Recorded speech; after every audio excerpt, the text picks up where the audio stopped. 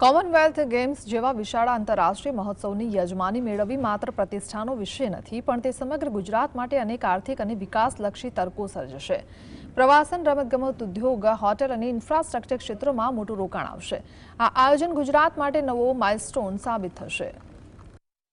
Commonwealth games 2030 ભારતમાં યોજાશે. તમામ ભારતીયો માટે આ ખૂબ ગર્વની વાત છે. ઇન્ડિયન ઓલિમ્પિક એસોસિએશને સ્પષ્ટ કર્યું છે કે ભારત 2030માં સંપૂર્ણ અને ભવ્ય આવૃત્તિનું આયોજન કરશે. કોઈપણ દેશ માટે કોમનવેલ્થ ગેમ્સનું આયોજન કરવું એ માત્ર રમતગમતના દૃષ્ટિકોણથી જ નહીં, આંતરરાષ્ટ્રીય સ્તરે એની સમૃદ્ધિ, વિઝન અને ઇન્ફ્રાસ્ટ્રક્ચરની રીતે પણ મહત્વનું માનવામાં આવે છે. ગુજરાતને વિશ્વપટ પર ખેલકૂદ ક્ષેત્રે નવો દરજ્જો મળશે. દેશ દુનિયાના ખેલાડીઓ કેવી રીતે તૈયારીઓ કરે છે અને કેવી રીતે રમાય છે તે દરેક લોકો આંખે જોઈ શકશે.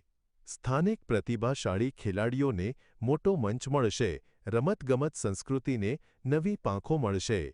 પરંતુ આવી વિશ્વસ્તરીય રમત માટે સૌથી મહત્વની બાબત છે અમદાવાદમાં ઇન્ફ્રાસ્ટ્રક્ચરનો વિકાસ. આટલા મોટા આયોજનને ધ્યાનમાં રાખીને અમદાવાદનો માળખાગત વિકાસ, આધુનિક ઇન્ફ્રાસ્ટ્રક્ચર, રમતો સંબંધિત સુવિધાઓ અને ખેલાડીઓ માટેની વ્યવસ્થાઓ ખૂબ મહત્વની છે. આ વિશ્વકક્ષાનો રમતોત્સવ અમદાવાદના વિકાસ માટે બૂસ્ટર ડોઝ સાબિત થશે. અમદાવાદના આંગણે આ રમતોત્સવની એક રીતે 56 દેશોનું શક્તિ પ્રદર્શન હશે.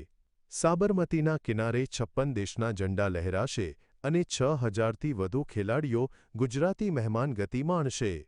આ આયોજનથી અમદાવાદમાં વર્લ્ડ ક્લાસ રસ્તા અને મેટ્રો કનેક્ટિવિટી મળશે.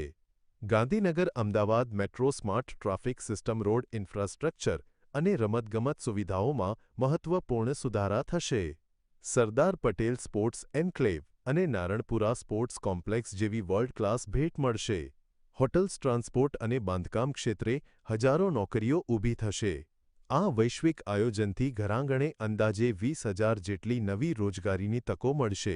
આ આયોજન ગુજરાત માટે નવો માઇલસ્ટોન સાબિત થશે અને રાજ્યને વિશ્વ રમતગમતના નકશા પર આગવું સ્થાન અપાવશે તેમાં કોઈ શંકા નથી.